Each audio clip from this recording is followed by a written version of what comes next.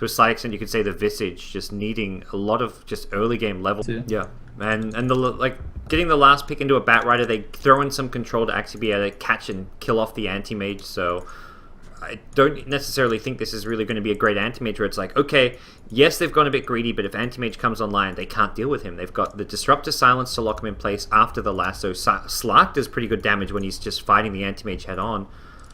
It's going to be some time before I really see Anti-Mage having an impact on this game. Well, like you say, it's not entirely lost. We'll see what EHOME can do in the early game.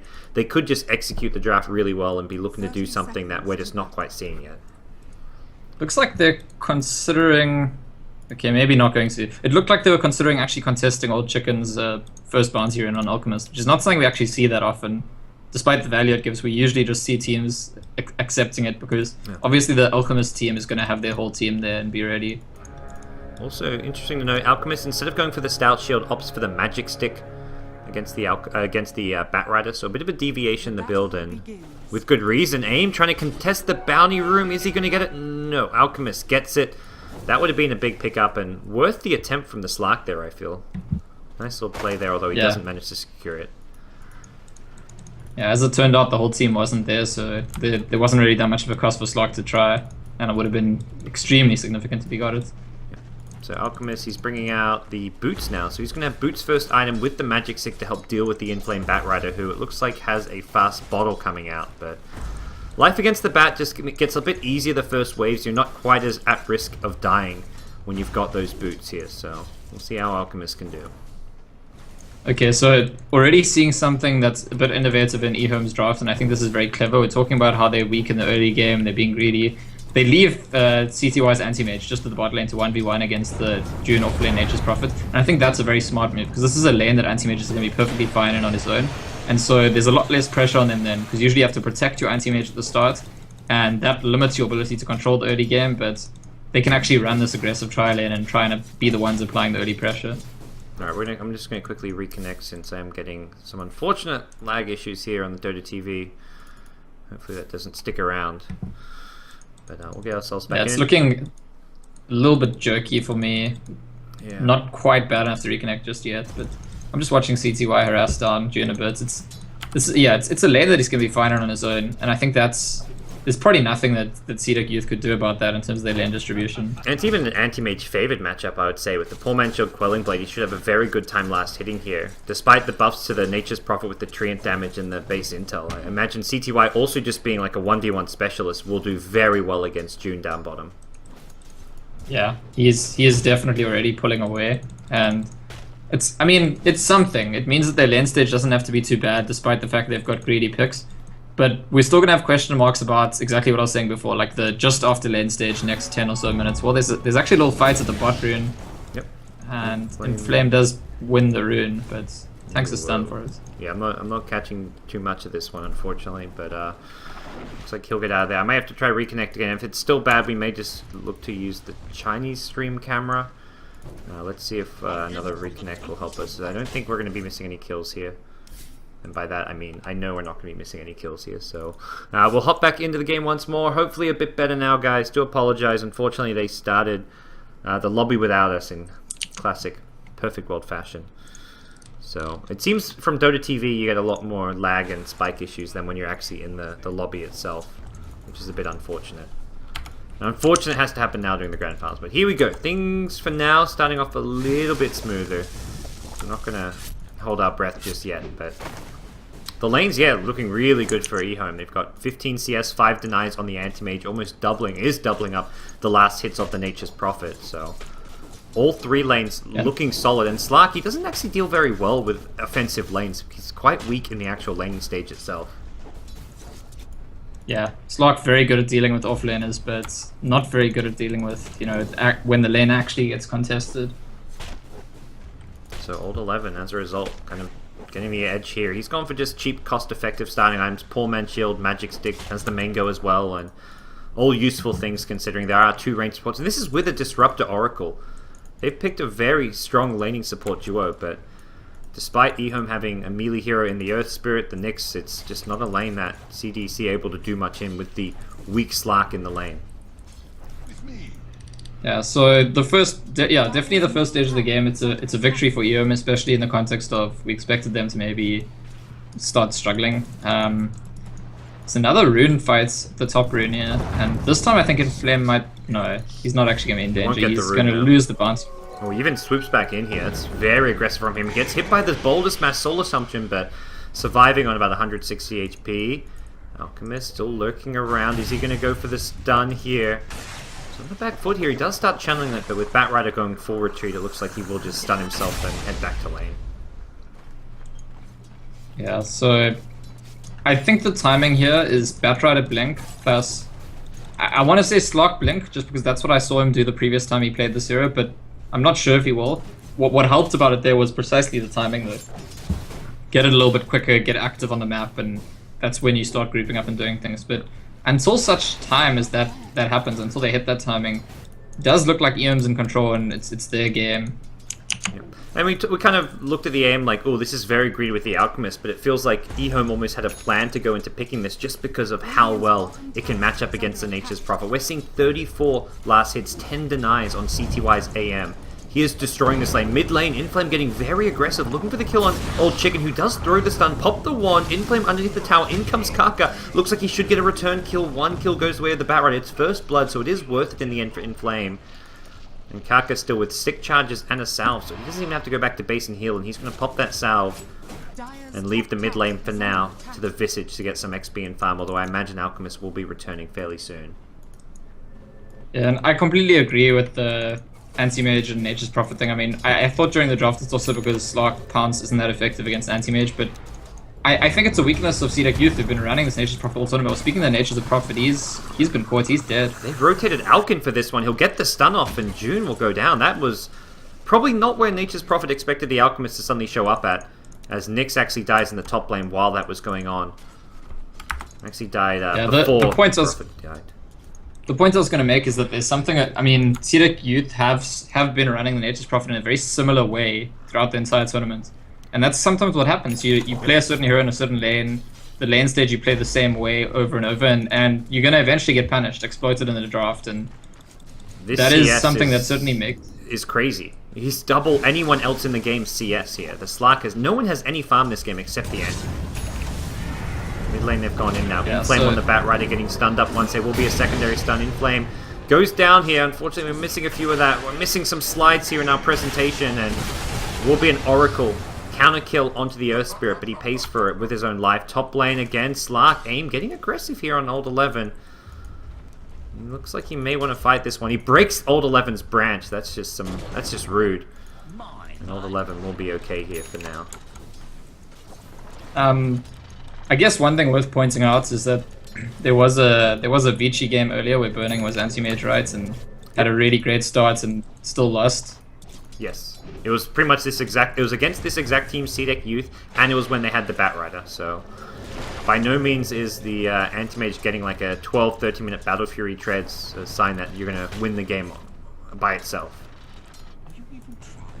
Yeah, because the time that CDEC Youth are gonna peak is still coming. They would have liked to have a stronger impact in the lane stage, but well, this is actually a gank into the Nyx, and I think he goes down for sure. Looks like they missed the pounce, but they still got the kill. Yep. Prophet TP's I think that's what June has to do. Like he can't just sit in this bot lane anymore. He's got to get around the map, push, and gank. All right. Well, EHOME going to be pretty happy with the current affair of things. Radiant's top tower is under attack. We'll see what the next move is going to be. They've completely left Lanham in the mid lane on the Visage to secure himself his level 6, it seems. Alchemist even rotating around the map. We saw him gank bottom lane, and even, it looks like, head into the jungle now for some stacks and farm. Prophet looking to take down his tier 1 top tower. So one of the curious things to me, I don't know if you've paid attention to it, I've only just noticed, I'm freezing a bit, but it looks like there's some gang attempts in the mid lane. Yeah, no, I don't get to see all of the kill happen, but we get to see the gist of it, and it was an Earth Spirit rotation. We talked about how important Kaka's going to be this game. All 5 kills he's been involved in. This is actually one of the best early games I've seen Kaka get on the Earth Spirit. Often in the first 10 minutes of the game, he's fairly quiet, just kind of more protecting the lanes and pressuring and poking, but not getting kills. This game, he's actually secured his team 5 kills across the map. So what I wanted to ask you about is we spoke about how it looks like the Chinese fighting alchemist build is armless into blade mail. Do they always buy phase boots? Because certainly the Western fighting alchemists tend to go treads, I feel. Has Alk gone phase boots this game? I just had to reconnect. Okay, yeah. So I've seen both. I think I've seen more treads though than phase boots, I would say. It seems to me like treads is more of a fighting item. Yes. Old 11 at top. He's going to get chased down again. Glimpse will cancel his TP out, and that's a third kill on the Nyx. Meanwhile, mid lane, Lan Em, he gets level 6, summons the familiars, but does go down.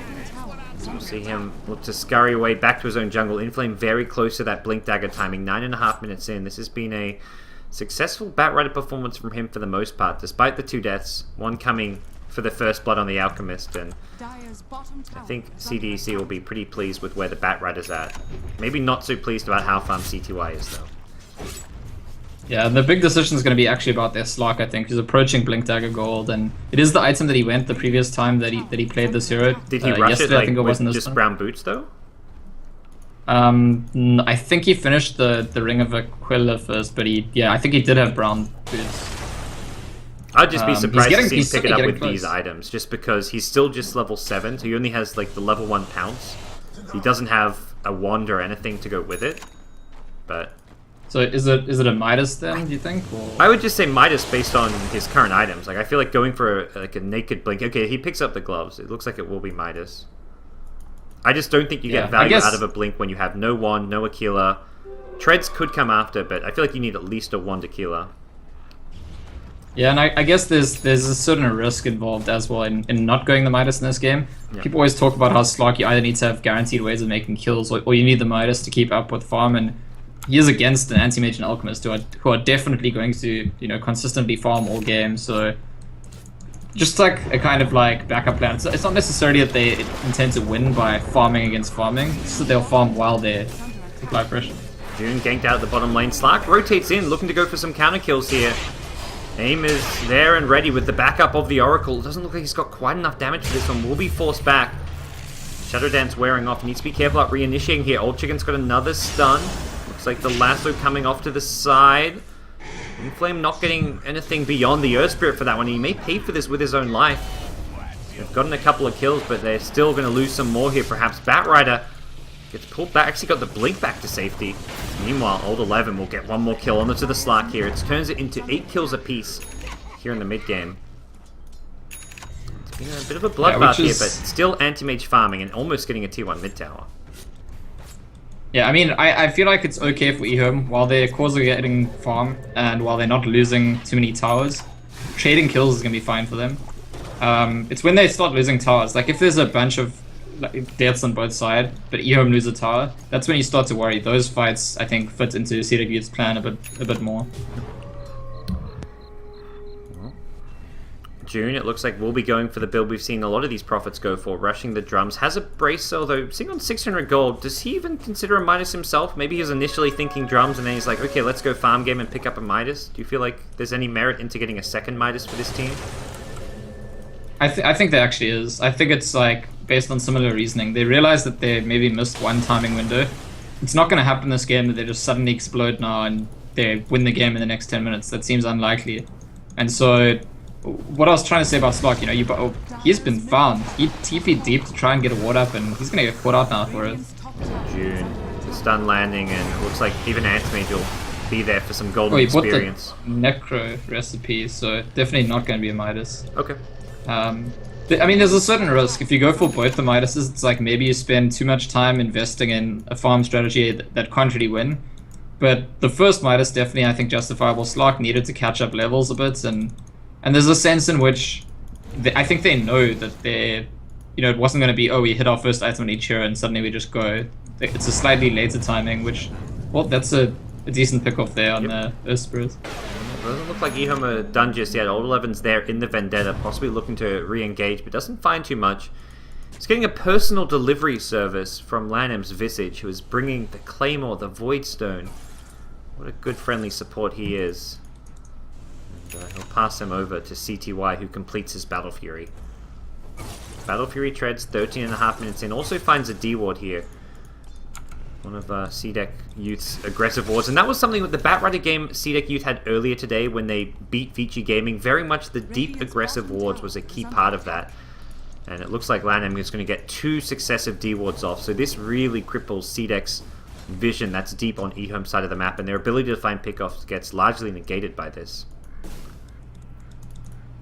Yeah, it's not exactly the game CDEC envisioned so far, but they're gonna go for kill on CC1. Silenced up. Have they got the damage for this? They'll still have the glimpse. Yep, they pull him back in, and CTY, I believe, is dead. There we go.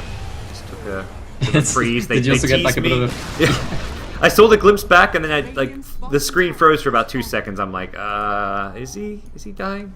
Let me know here, guys. All right, we'll try one more. Yeah, and it's super important. I mean, I think we talked about yesterday or the day before about Naga Siren when CDEC proper were playing with the Radiance. It's like, you can have a lot of net worth with Naga with Radiance or with Anti-Mage with Battle Fury, but recognize that all that gold does nothing to keep you alive or let you survive a gank or fight. And so there's still room for CDEC Youth to punish them. I mean, they're not gonna, if they don't pressure the Anti-Mage, definitely he's gonna keep getting farmed. The Alchemist is probably already too late to stop him getting farmed. But if they killed, I mean, if CTY were to get like 3 or 4 deaths in a row, like suddenly the game looks very good for CDEC Youth. Yep. CDEC Youth, yeah, it's still a very neck and neck game for them if they can find the pickoffs, and still looking like that's the play they want to make here. EHOME secure themselves a tier 1 tower at bottom, both Alchemist and Anti-Mage, with big amounts of farm right now. And we talked about the Alchemist build. It will be the Blade Mail completed to go with that armlet. Again, going back for this build we've seen time and time again. It's how they won against Vici, against Burning's Anti-Mage, right? Burning got killed many times in a row. Yes, I think he died about like 4 times in like a 5-6 minute time span. And do you think they have like any weaker or how do their tools compare for killing him? It's similar. I'd say it's very similar with the. If anything, it's slightly better since they've got the Disruptor. I would say they had mostly just the Batrider that game.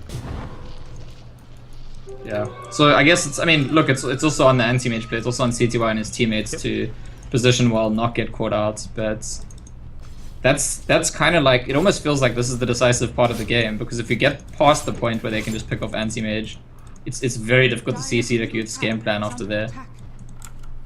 Well, this game could, like you say, largely come down to CTY's play and his decision making.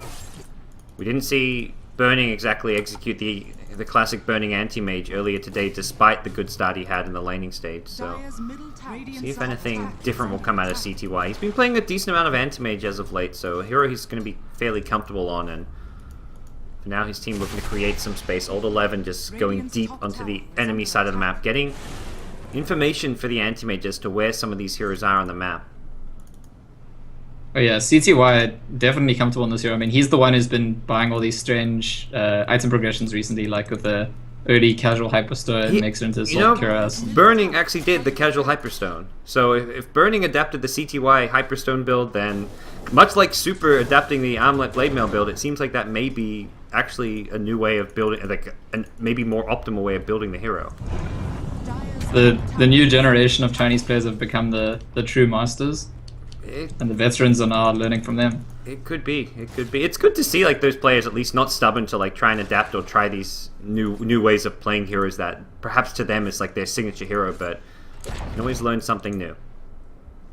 I mean, there was a stage where Anti-Mage Battle Fury was unheard of, and you used to just buy Vanguard and like Vlads on the hero. So everyone goes through that stage, and I think you're exactly right that there's a kind of stubbornness in older players that can definitely cost them. So it's absolutely a positive sign.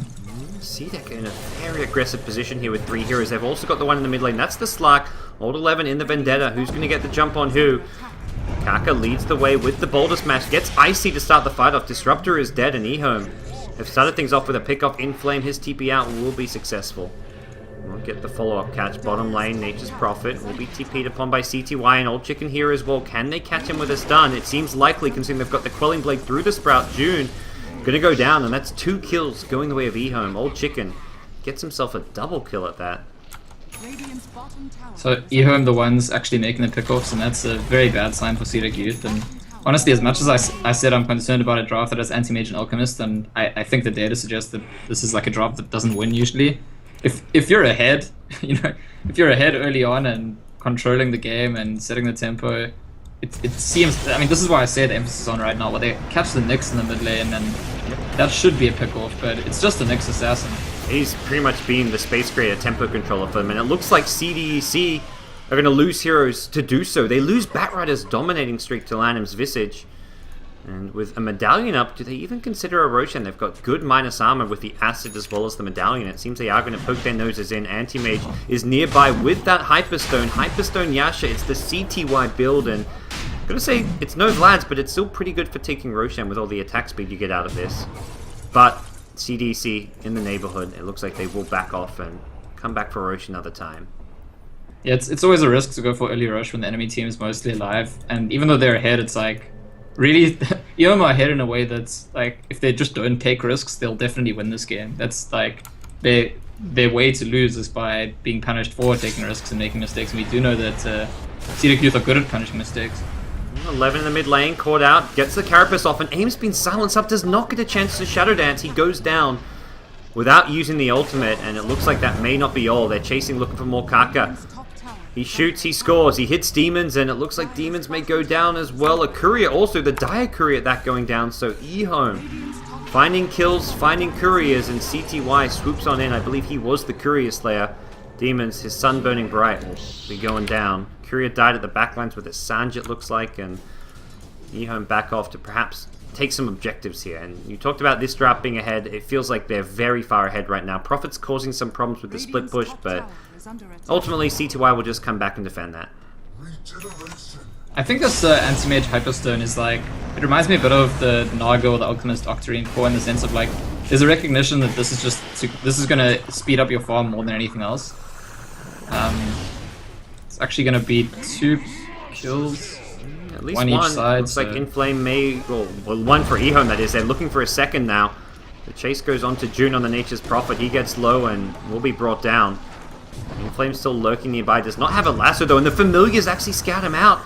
He gets the blink out though before I think EHOME catch wind of it, and Inflame will just run his way into the Radiant jungle. But 17 kills to 12. EHOME pull very far ahead right now. This anti-mage is starting to look a bit unstoppable. Not even to mention the Alchemist, who is actually at a kind of similar-ish level of farm. Until now, he at least was on par and maybe even ahead of the anti-mage. But EHOME don't really mind who's ahead of who as long as they're the ones in the top 2 net worth spots. Roche contest coming in.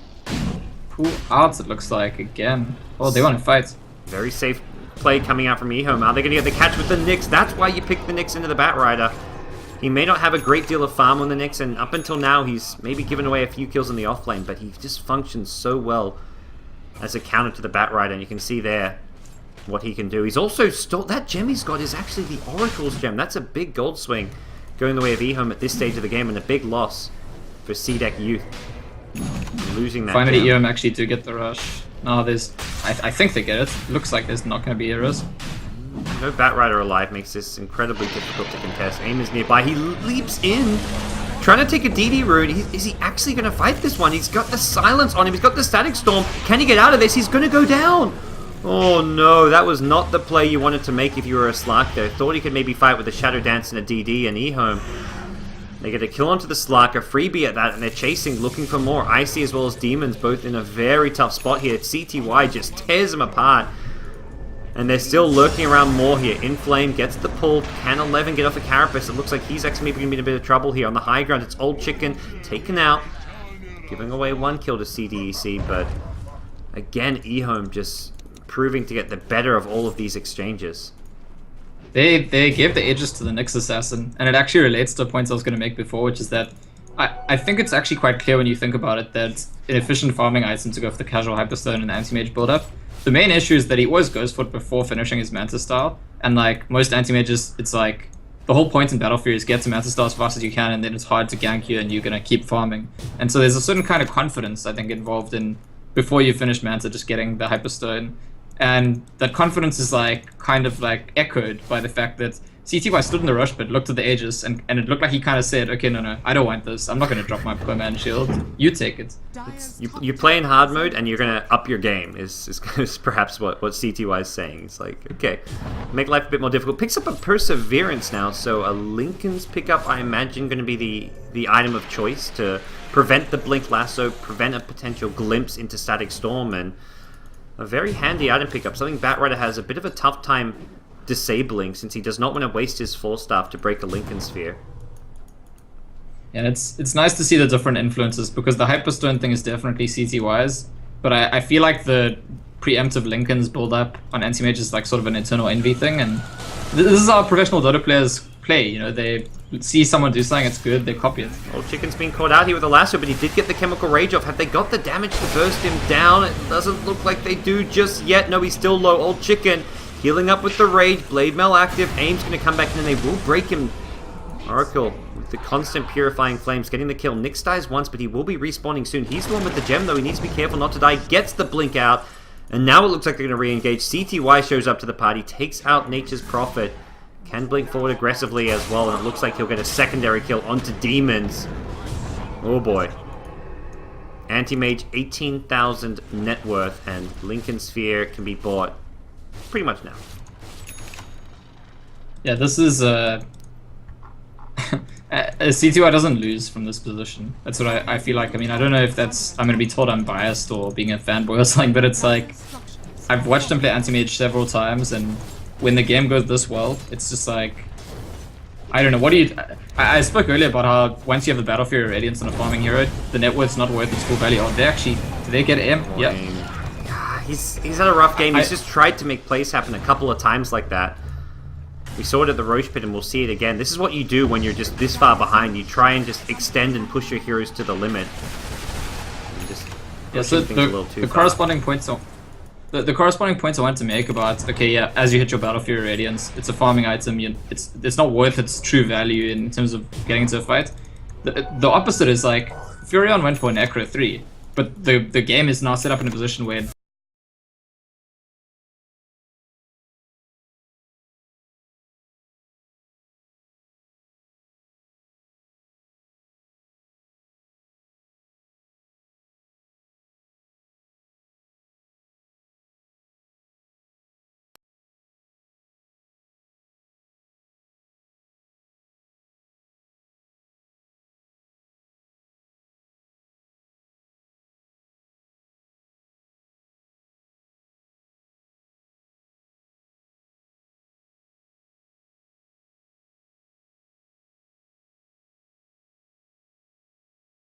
I honestly think you're getting better value out of the Glimmer Cape or 4-staff right now.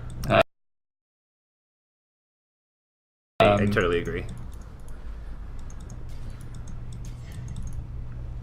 But, he's committed now.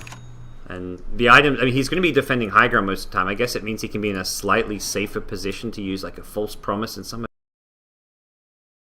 his spells, but the trade-off of being able to 4-staff as like a teammate.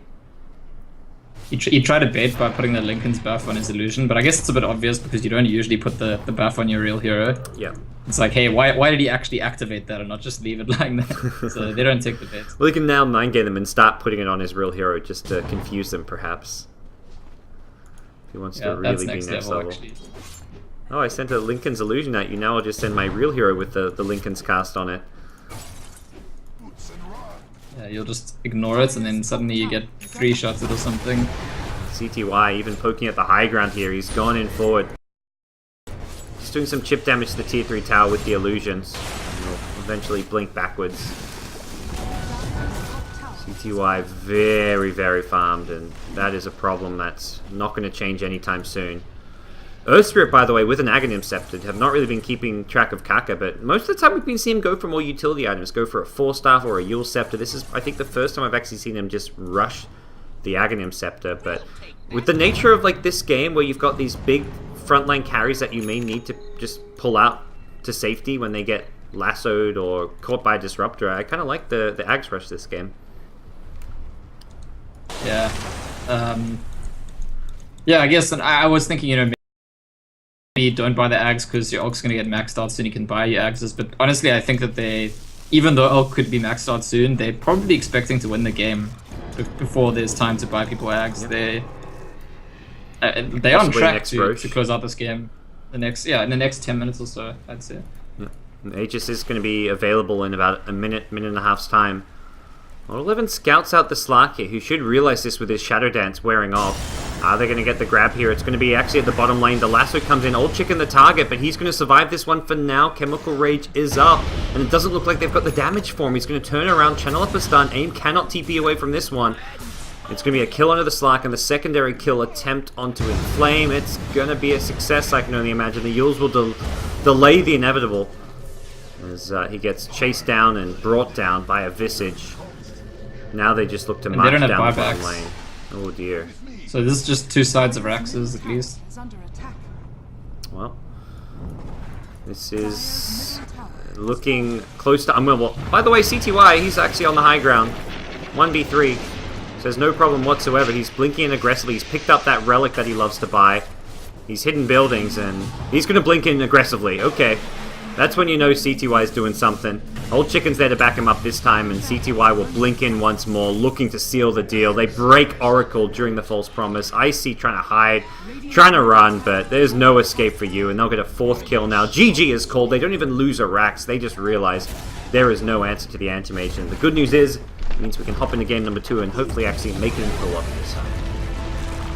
Yeah, I will say one thing that I noticed, because we were talking about before, right at the end there, Demon's Oracle was actually using the disarm on CTY's Anti-Mage. Not something you usually see that skill used for, but I mean, irrelevant at that point, obviously.